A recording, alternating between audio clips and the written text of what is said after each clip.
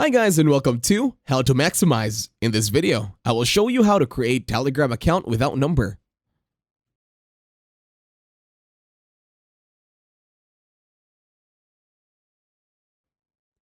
To start this tutorial, open your Google Play Store.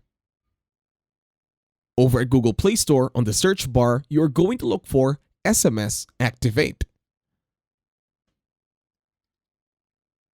Type it in here in the search bar. Go ahead, I'll be waiting for you. Again, that's SMS Activate.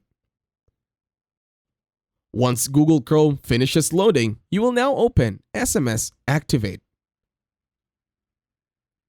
Just make sure you already download it in your mobile device.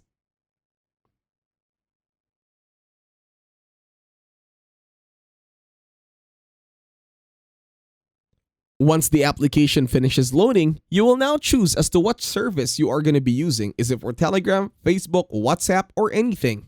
In here, click on Telegram. And then you can buy a number from any of them. And that's it. Thank you very much for watching. Don't forget to leave a like, share, and subscribe to the channel.